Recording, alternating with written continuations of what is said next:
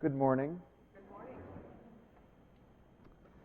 Jesus leads Peter, James, and John up the mountain. It's just the four of them.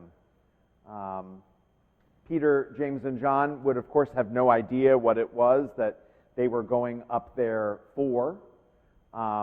Perhaps they felt a little good about themselves that they happened to make the cut, though, because the other 9 disciples are down there on the bottom, left behind, and they're going to get this, special time with Jesus. Perhaps they've earned it or deserved it.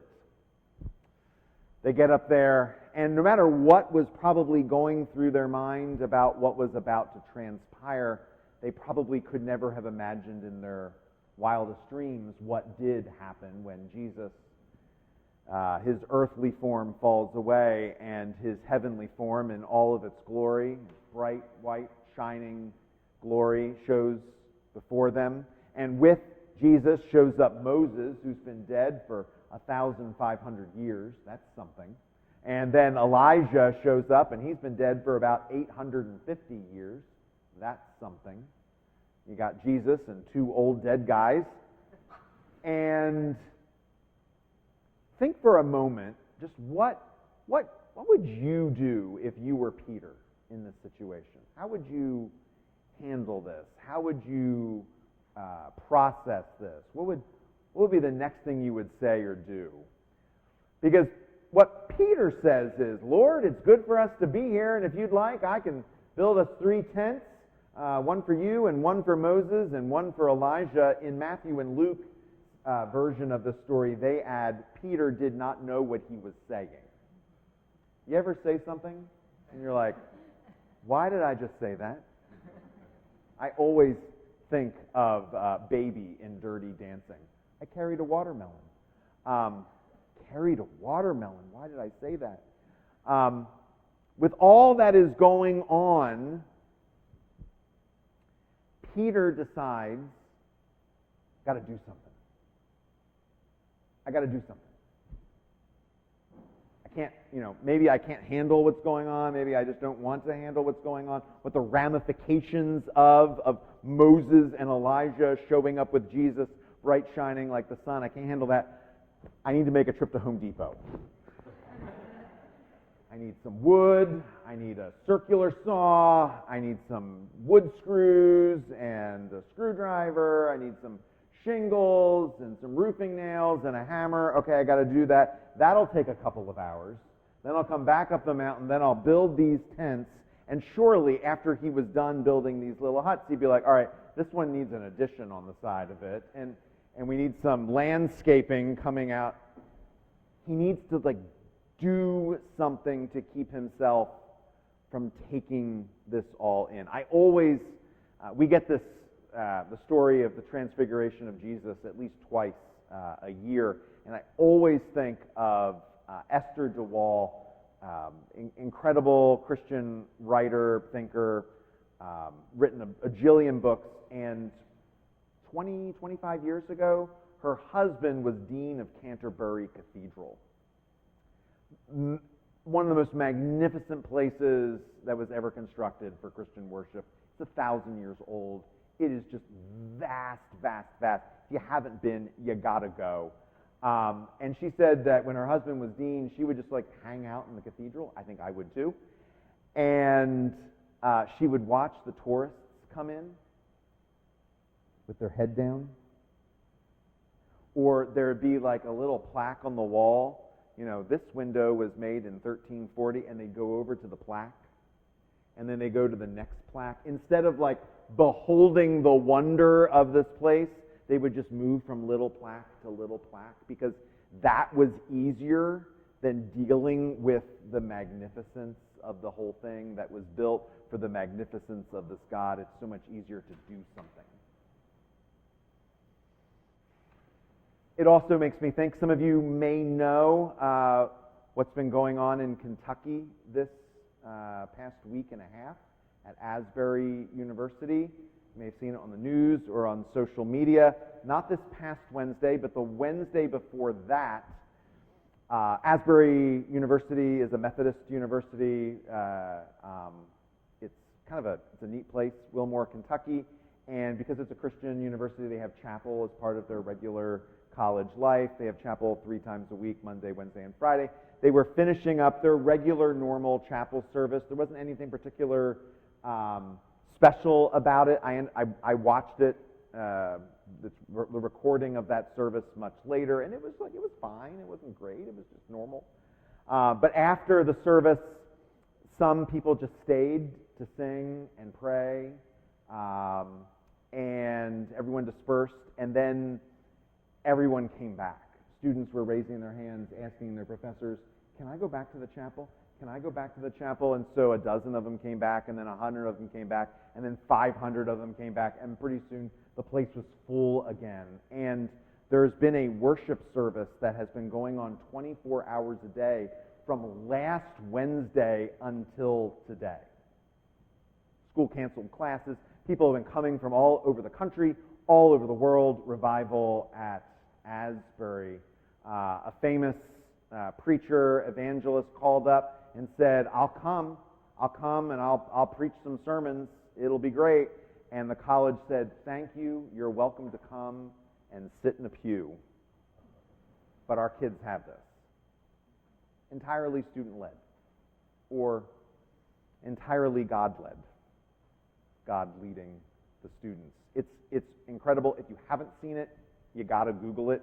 The pictures will just overwhelm you. They filled one chapel, they opened up a satellite chapel, and then another chapel, and then another chapel, and then they're just like spilled out on the green of this college. Just 18 to 22-year-old kids just singing to Jesus. It's amazing. And because in our culture today we have to critique everything, there have been some critiques of the Asbury revival. And one of the consistent critiques that I've seen pop up in my social media feed is, well, this is all lovely, and they're having a great emotional experience, but what are they doing? Are hungry people being fed? Are homeless people being housed? Are injustices being corrected? Wake me up when these things start happening. And that's the Peter position, right? It's Peter. I got to do something. I got to do something. Or if something isn't being done, if something isn't being accomplished, then is it worth anything? When Moses met God in the burning bush, were hungry people fed? Were homeless people housed? Were injustices corrected there at that bush? No. I mean, Moses was just there navel gazing, right? Just having this wonderful little experience by a nice fire by himself. What did he do there? Nothing. But out of that experience, an entire nation of people were fed and found a home.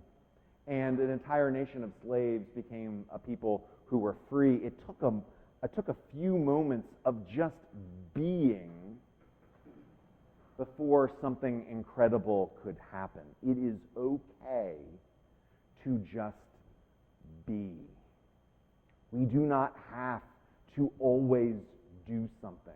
We do not have to have some great list of everything we accomplished today or tomorrow or in the past month or the past year. Sometimes we can just be. We do not have to let what we haven't gotten accomplished yet walk all over where we are right now. I like to think that if I were in Peter's shoes, knowing everything I know now, I'd like to think I would just sit down in front of Jesus and Moses and Elijah, knowing that in the company of those three, I don't need to say a single word. They have far more interesting things to tell me than I could ever imagine to tell them. I like to think that I would just sit down. I probably wouldn't, though. I'd probably get out my phone and go like this. Make a video I'd never watch again. Because it's sort of baked into us. We got to do. But sometimes we don't.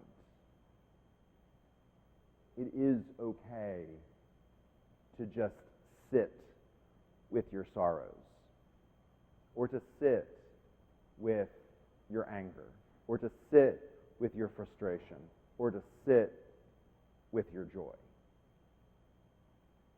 We don't always have to be accomplishing something. And I say all this on the precipice of Lent. Lent begins on Wednesday with Ash Wednesday, and will go for 40 days. And if there's any season of the church year when we do things, it's Lent, right? How many of us have had conversations amongst ourselves or at home that begin with, "What are you doing for Lent?" We've had it in our house. What are you doing?